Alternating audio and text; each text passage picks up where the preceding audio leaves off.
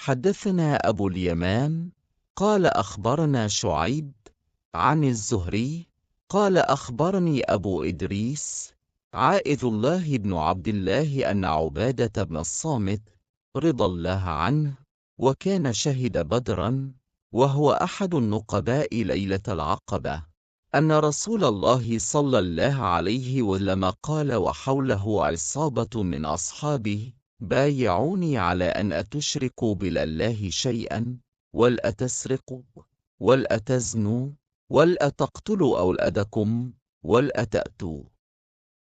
ببهتان تفترونه بين أيديكم وأرجلكم ولا تعصوا في معروف فمن وفى منكم فأجره على الله ومن أصاب من ذلك شيئا فعوقب في الدنيا فهو كفارة له ومن أصاب من ذلك شيئا ثم ستره الله فهو إلى الله إن شاء عفى عنه وإن شاء عاقبه فبايعناه على ذلك۔ ہم سے اس حدیث کو ابوالایمان نے بیان کیا، ان کو شعیب نے خبر دی، وہ زہری سے نقل کرتے ہیں، انہیں ابو ادریس عائذ اللہ بن عبداللہ نے خبر دی کہ عبادہ بن صامت رضی اللہ عنہ جو بدر کی لڑائی میں شریک تھے اور لیلۃ العقبہ کے 12 نقیبوہ میں سے تھے،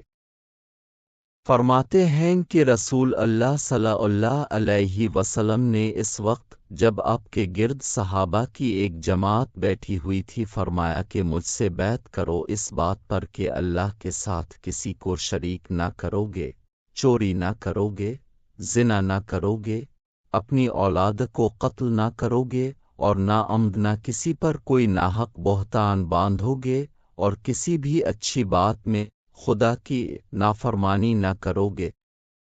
جو کوئی تم میں اس عہد کو پورا کرے گا تو اس کا ثواب اللہ کے ذمے ہے، اور جو کوئی ان بری باتوں میں سے کسی کا ارتکاب کرے اور اسے دنیا میں اسلامی قانون کے تحت سزا دے دی گئی تو یہ سزا اس کے گناہوں کے لیے بدلہ ہو جائے گی، اور جو کوئی ان میں سے کسی بات میں مبتلا ہو گیا اور اللہ نے اس کے گناہ کو چھپا لیا تو پھر اس کا معاملہ